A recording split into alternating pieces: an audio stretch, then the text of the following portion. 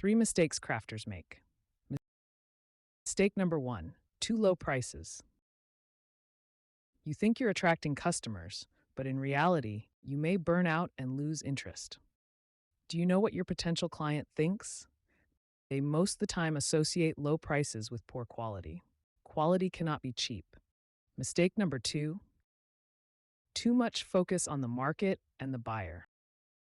As a result, they lose individuality and blend in with the market. Don't forget about your style and ideas. Find the balance.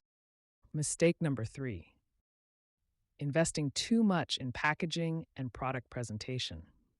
While it's essential that packaging and presentation reflect your style and idea, it doesn't mean they have to be expensive.